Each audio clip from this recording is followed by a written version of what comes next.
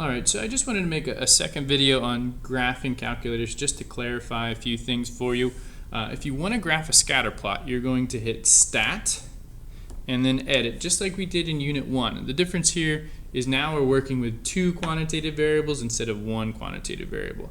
Now you're allowed to obviously use any list that you would like to, but just make sure if you change the list, you go down here at the bottom when you're in the plot mode and select the appropriate list. They are right on top of the actual digit number. So you would hit second and then 5 if you wanted to use list 5. So just be careful to do that going forward. Also make sure that your ordered pairs are set up directly across each other. That way the data looks the way that you want it to. And make sure that there's no issues where the columns have a different amount of values in them. You don't want one column to have 6 numbers and another to have 5. If you have older data in one of your lists, make sure again to start over fresh, you go up to the top and hit clear when your list name is highlighted, then enter. Do not hit delete and enter. That will delete the actual list, and then there's a few steps to get it back. So avoid doing that by hitting clear and then enter. So once your data is entered in properly like this, then hit your Y equals button.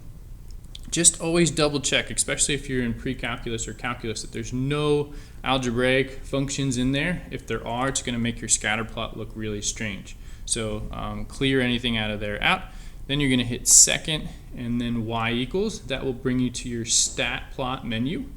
Right now you can see mine set on a histogram for the first plot, and that's because we worked with that in the previous unit. So let's hit enter and then keep your graph on, but I'm going to change it to the first option, which is a scatter plot.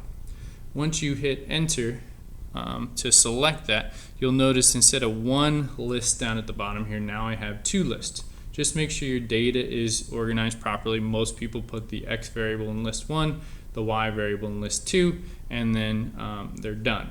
Okay, so it looks like mine set up that way. You can select the mark and then you're ready to roll.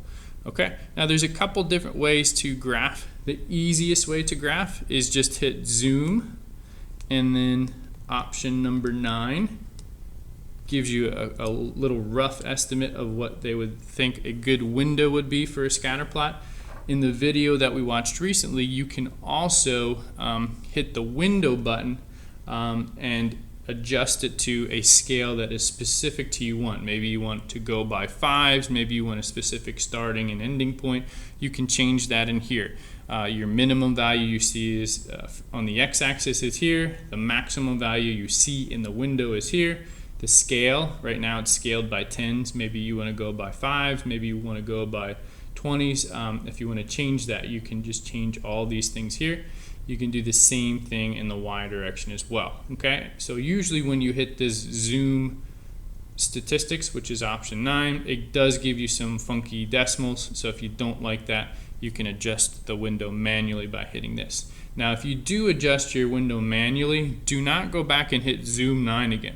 That's just going to redo what you had previously done. If you adjust your window by hand, let's say I wanted to change this to 1 instead of 1.7, and maybe I wanted to change this to 6 instead of 5.3, I don't want to hit zoom 9 again because that'll just mess things up. At this point, once you have the window the way that you want it, you can just hit graph. Okay, so there's my scatter plot. If I want to understand which specific point goes in which spot, I can hit this trace button, and you'll see as I hit left and right, it'll identify with these flashing symbols which point I'm hovering over top of. Okay, so that's a quick tutorial about how to just graph a scatter plot. Later on we're going to want to deal with something called correlation and then regression lines, so we'll look at videos further that teach us how to deal with those options in the calculator in the future. Okay, thanks for watching.